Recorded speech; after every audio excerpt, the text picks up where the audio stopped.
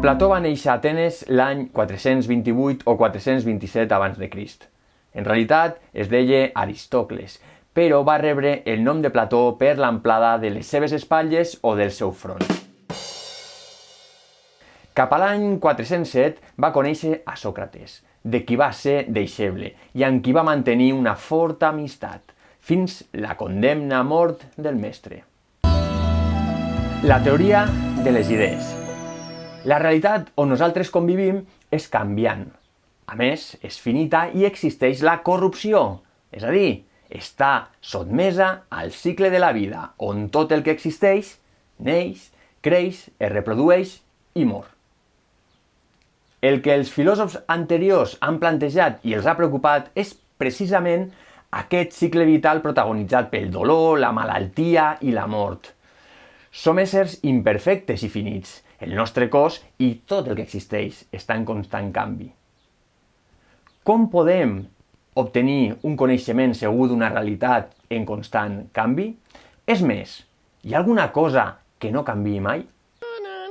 Davant d'aquest devenir constant, és lògic afirmar que no pot existir cap coneixement que sigui immutable, com afirmaven els sofistes Gorgies i Protàgores. Per tant, tot seria relatiu i no existiria el coneixement segur.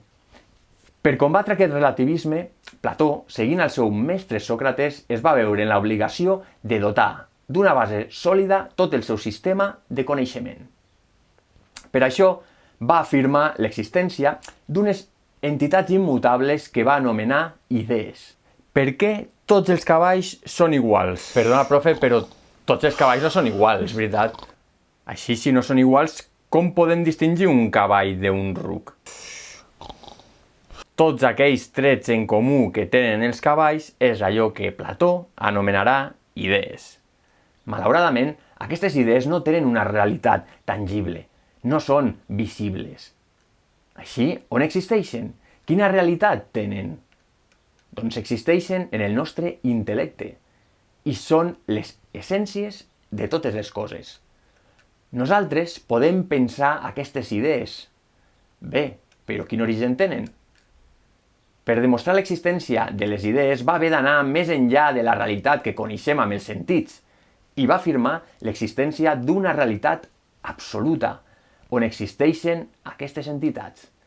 Això és el món de les idees o el món intel·ligible.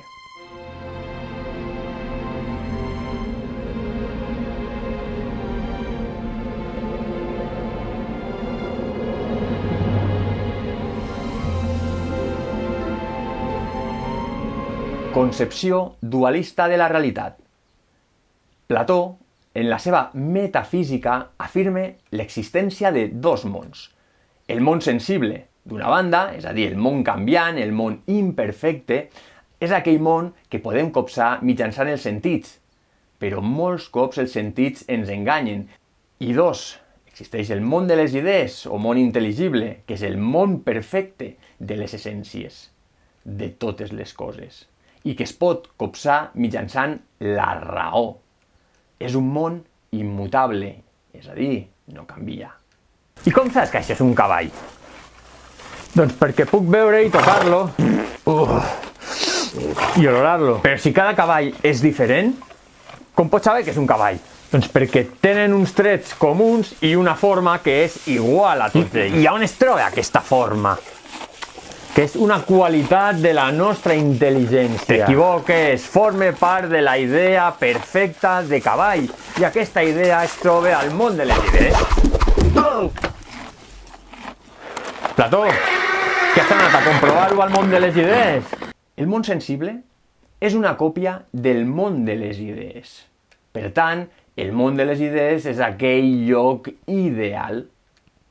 Hola, sóc el Demiurg i visc a el món de les idees. La meva feina consisteix en fer còpies d'aquestes idees, essències immutables, i les envio al món sensible. Que cal una còpia de la idea de ser humà al món sensible. Que cal una còpia de la idea de justícia, món sensible. Que cal una còpia de la idea de bé, món sensible. La veritat és que és una feina molt gratificant, se me passen les hores, tot i que no estem regulats amb cap sindicat.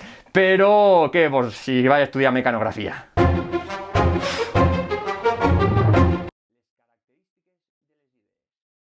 Una idea es pot definir com una forma única de quelcom múltiple.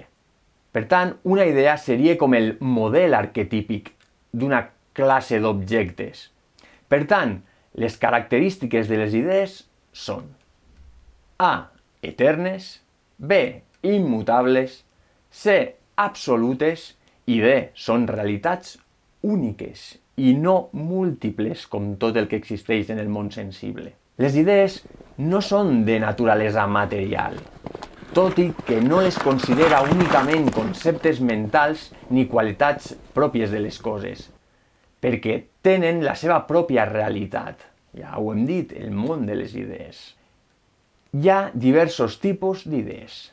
D'una banda tenim les idees matemàtiques, com pot ser el concepte d'igualtat, el d'unitat, el de pluralitat, etc. Hi ha idees sobre valors morals, com el concepte de justícia, de bondat o la idea de bellesa. I hi ha idees que són les formes de les coses materials, com l'aigua, foc, el concepte d'home, el concepte de dona, etc. Tots aquests conceptes tenen la seva forma ideal en el món de les idees. Per tant, accepte una jerarquia d'idees i situe la idea de bé en primer lloc.